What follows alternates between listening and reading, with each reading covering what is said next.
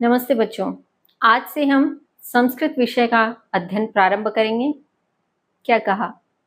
मैंने गलत बोला? नहीं, मैंने बिल्कुल ठीक बोला। संस्कृत नहीं, संस्कृत। इसका सही प्रोनाउंसिएशन, सही उच्चारण है संस्कृत। क्यों? क्योंकि संस्कृत सम उपसर्ग लगाकर बना है, सन उपसर्ग नहीं लगा है। तो इसका उच्चारण जो हम गलत उच्चारित करते हैं सभी, तो इसका थोड़ा सा करेक्ट आप याद रखेंगे। आपको रहेगा कि आपने भाषा को ठीक से समझने का प्रयास किया है। तो सही उच्चारण क्या है? संस्कृत। तो बच्चों, आज हम संस्कृत विषय की कक्षा 7 की जो रुचिरा आपकी पाठ्य पुस्तक है, उस पाठ्य पुस्तक का पहला अध्याय प्रारंभ करते हैं, जिसका नाम है सुभाषितानी। तो आइए शुरू करते हैं। लेकिन बच्चों, आप अपनी पाठ्य पुस्तक और एक पेंसिल अपने साथ लेकर बैठेंगे इस वीडियो को देखने के लिए, क्योंकि आपको शब्द के अर्थ बताए जाएंगे और आप साथ साथ उसको किताब में नोट डाउन करेंगे, ताकि जब आप दोहरान कार्य करें तो आपके लिए आसानी हो सके और आपको ये अध्याय अच्छे से समझ में आए। संस्कृत की विशेषता ही यही है कि यदि आप शब्द के अर्थ को समझते जाते हैं तो आप उसका पूर्ण अर्थ निकालने में, भावार्थ निकालने में सक्षम हो जाते हैं।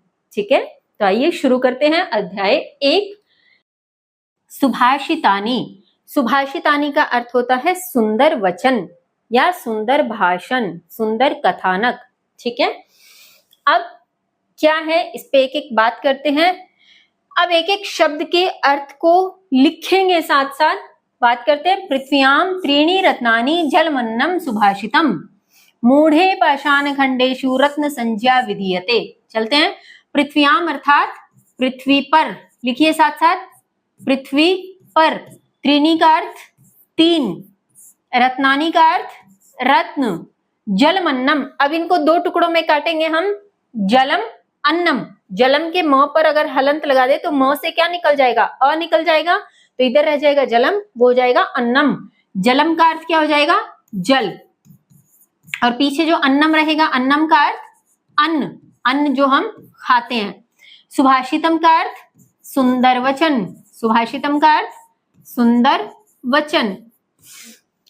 पृथ्वी पर 3 रत्न हैं, जल, अन्न और सुंदर वचन। पृथ्वी पर 3 रत्न हैं, जल, अन्न और सुंदर वचन। मूढ़े, मूढ़े का अर्थ मूर्खों द्वारा, मूढ़े का अर्थ मूर्खों द्वारा। पाषाण का अर्थ पत्थर, पाषाण यानी पत्थर। खंडेशु का अर्थ टुकड़ों में, टुकड़ों में।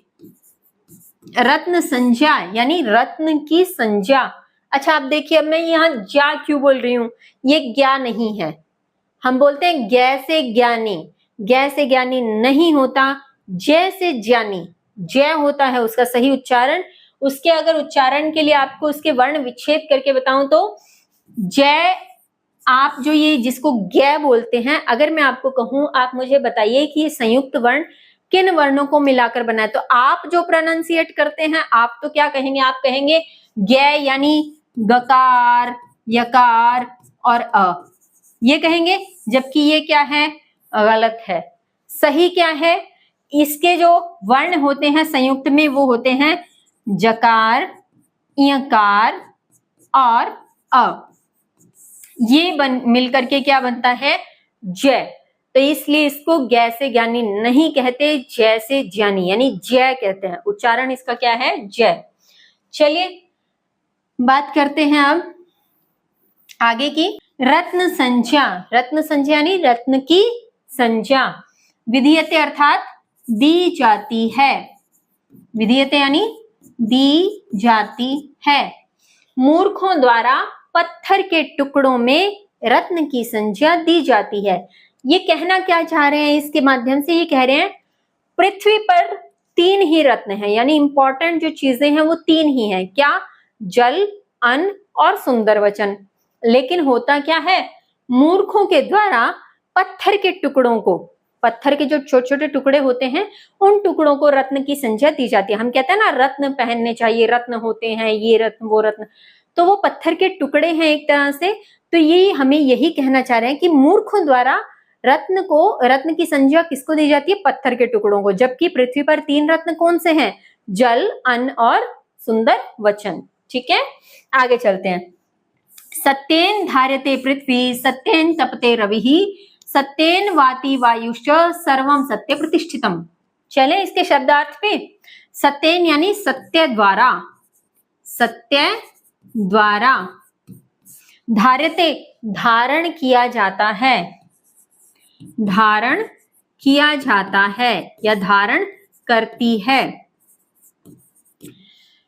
किया जाता है।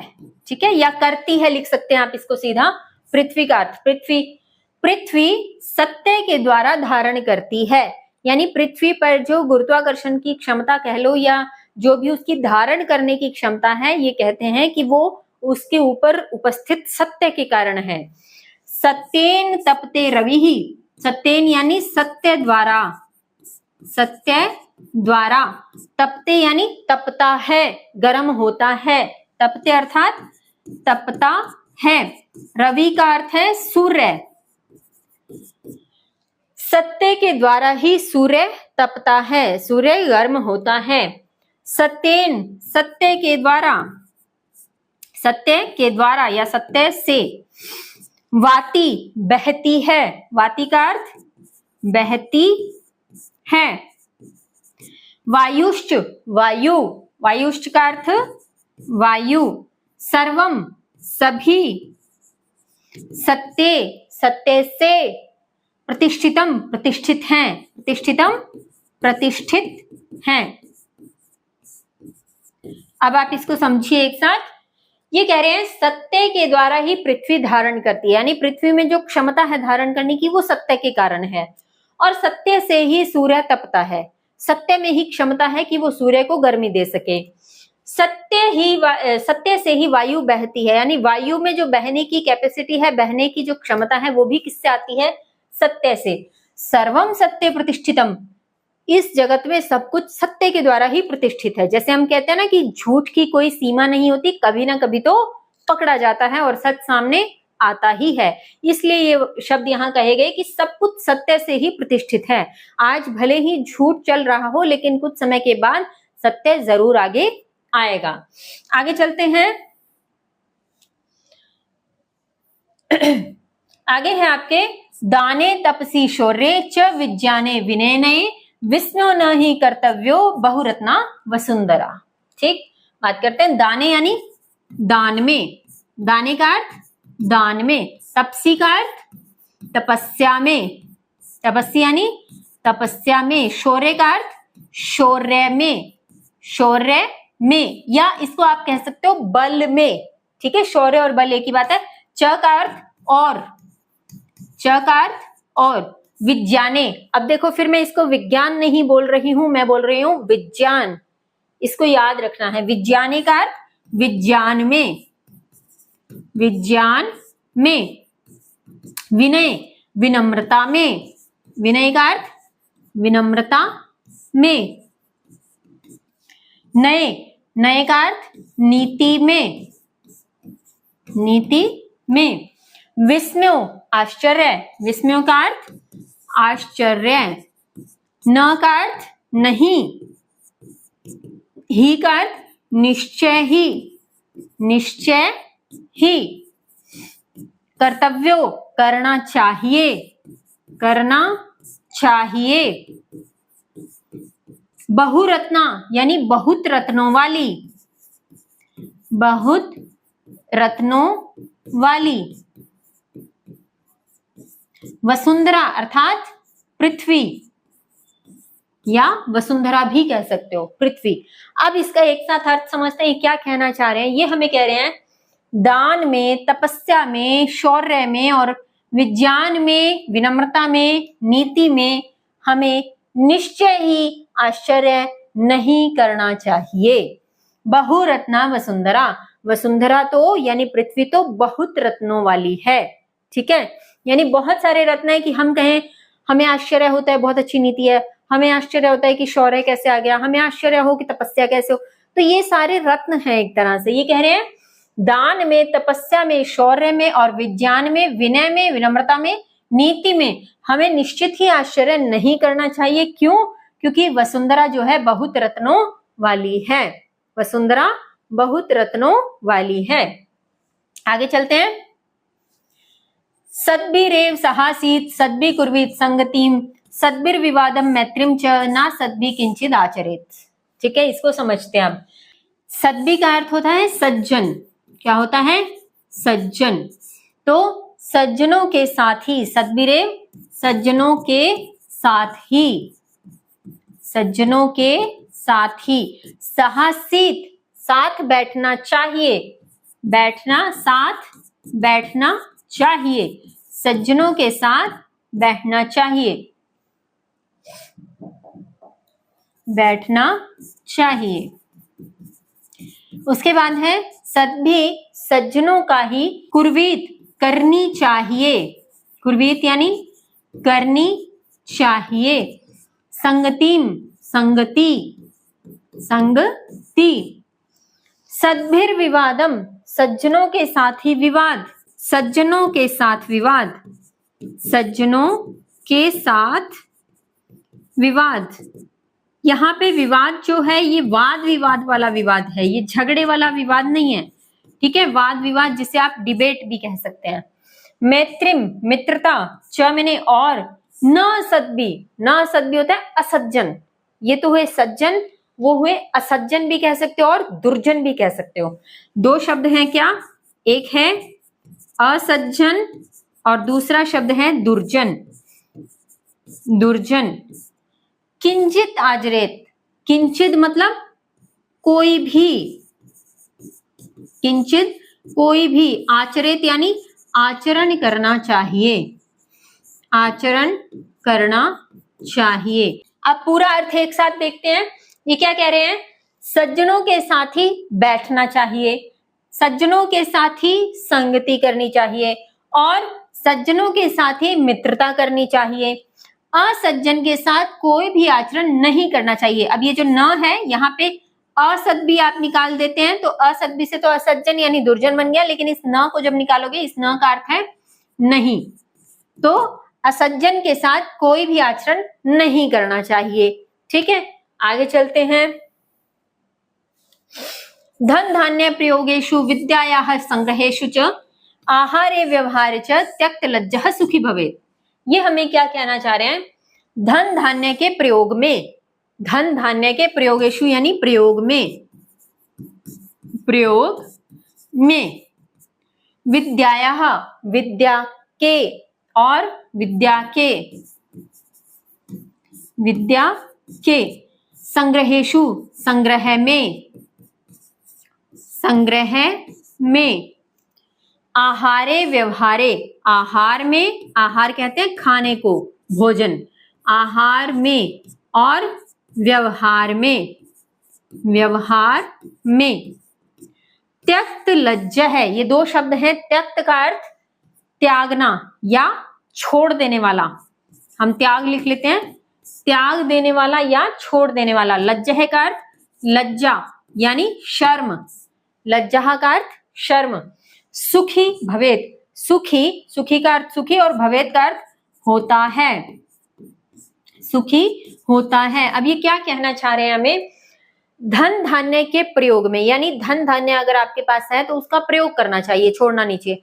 धन धान्य के प्रयोग में, विद्या के संग्रह में, धन धान्य के प्रयोग में और विद्या के संग्रह में, आहार में और व्यवहार में, यानी आहार भोजन करने में और व्यवहार करने में किसी के साथ, त्यक्त लज्जा शर्म को छोड़ देने वाला ही सुखी होता है। अब ये कहना क्या चाहते हैं? इसके पीछे भावार्थ ये है कि कहीं हमें जरूरत है धन धान्य का प्रयोग करने की और हम नहीं कर रहे हैं, किसी कारणवश हम संकोची प्रवृत्ति के हैं या इस प्रकार से हमने सोच लिया कि नहीं इसका खर्चा नहीं करेंगे और हम परेशान हो रहे हैं, तो ऐसा नहीं करना है, वो शर्म निकालनी है। दूसरा, विद्या का संग्रह करने में कहीं से हमें कुछ सीखने के लिए मिल रहा है और हम संकोच कर रहे हैं कि सीखे या नहीं, पूछे या नहीं, तो वो भी गलत है, तो वहां पे आपको अपनी शर्म छोड़नी पड़ेगी। आहार में, यानी अगर किसी के घर गए हैं या कहीं बाहर हैं और कई बार हम शर्म कर लेते हैं कि इनसे तो खाने का कैसे ही मांगे और भूख लग रही है, तो आप क्या करोगे? आप परेशान हो जाओगे, दुखी हो रहे हो अंदर ही अंदर, तो ऐसी जगह पे आपको भोजन करने में शर्म नहीं करनी है। व्यवहार में किसी के साथ व्यवहार करना है, उठना बैठना अच्छे तरीके से करना, कोई शर्म नहीं करना, ठीक से उनसे बात करना, यानी ऐसी चीजों से शर्म छोड़ देने में वाला व्यक्ति ही सुखी होता है। तो फिर से एक बार रिपीट करते हैं, धन धान्य के प्रयोग में, विद्या के संग्रह में, आहार में और व्यवहार में शर्म छोड़ देने वाला ही सुखी होता है। आगे चलते हैं बच्चों। मेरे यहाँ अचानक लाइट चली गई, जिस वजह से पीडीएफ में जो कुछ मैं लिख रही थी, आपको समझा रही थी, वो डिलीट हो गया। इट्स ओके, आप सबने वो लिख लिया है और हमारा ये आखिरी श्लोक रह गया था, इसको समझ लेते हैं। क्षमा वशीकृतिर्लोके क्षम्या किम न साध्यते, शांति खड्गः करेयस्य किम न करिष्यति दुर्जनः। ये कह रहे क्षमा, क्षमा का अर्थ तो क्षमा ही होता है, या आप इसको माफी भी कह सकते हो, है ना। वशीकृति, वशीकृति का अर्थ होता है वशीकरण, वशीकृति का अर्थ वशीकरण। लोके अर्थात संसार में, लोके का अर्थ संसार में। क्षम्या का अर्थ क्षमा से, क्षमा से। किम का अर्थ क्या, न का अर्थ नहीं। साध्यते, साधा जा सकता, साधा जा सकता। इसके आगे है शांति खड्गः, शांति का अर्थ शांति और खड्गः का अर्थ तलवार, शांति की तलवार। करे यानी हाथ में, करे का अर्थ हाथ में। यस्य का अर्थ जिसके, जिसके। किम मैंने क्या यहां पे किया था हमने, करिष्यति कर लेगा, कर लेगा। दुर्जनः दुर्जन, दुर्जनः का अर्थ दुर्जन। अब ये क्या कहना चाह रहे हैं समझिए। ये कह रहे हैं संसार में क्षमा ही वशीकरण है, क्षमा ही वशीकरण है, यानी संसार में आपसे अगर कोई गलती हो जाए, कुछ भी है, कोई आपसे कितना ही नाराज है, कोई कितना ही रूठा हुआ है, कोई किसी से कितना भी आप झगड़ लिए हैं, आप अगर उससे क्षमा मांग लेते हैं तो वो तुरंत आपके वश में हो जाता है। यानी संसार में क्षमा ही वशीकरण का सबसे बड़ा मंत्र है। उसके आगे क्षम्या किम न साध्यते, क्षमा से क्या नहीं साधा जा सकता, यानी क्या नहीं पाया जा सकता। क्षमा करने से या क्षमा मांग लेने से सब कुछ पाया जा सकता है। शांति खड्गः करेयस्य, जिसके, करे यानी हाथ में, शांति की तलवार है, जिसके हाथ में शांति की तलवार है। किम करिष्यति दुर्जनः, उसका दुर्जन क्या बिगाड़ लेगा। जिसके हाथ में शांति की तलवार है, उसका दुर्जन क्या बिगाड़ लेगा, यानी उसका क्या कर लेगा, कुछ भी नहीं कर सकता। तो क्षमा के माध्यम से ही हम पूरे संसार में वशीकरण का मंत्र डाल सकते हैं, और क्षमा से क्या नहीं साधा जा सकता, यानी सब कुछ पाया जा सकता है। और क्षमा नाम की तलवार जो है आपके हाथ में होनी चाहिए, तो दुर्जन आपका कभी कुछ नहीं बिगाड़ सकता। तो इसी के साथ हमारे इस अध्याय का अनुवाद पूर्ण होता है। आशा करती हूँ आप सबको समझ आया होगा। अब जो आपने लिखे थे शब्दों के अर्थ, नहीं लिखे हैं तो दोबारा वीडियो देखिए, और लिखे हैं तो बहुत अच्छी बात है, उन्हें याद कीजिए, उनका अभ्यास कीजिए। और अगर कोई प्रश्न मन में उठता है, कोई चीज नहीं समझ में आई है, तो आप कमेंट बॉक्स में मुझसे पूछ सकते हैं। इस अध्याय के अभ्यास प्रश्न हम करेंगे कल की क्लास में। तब तक के लिए स्वस्थ रहिए, मस्त रहिए। जय हिंद, जय भारत।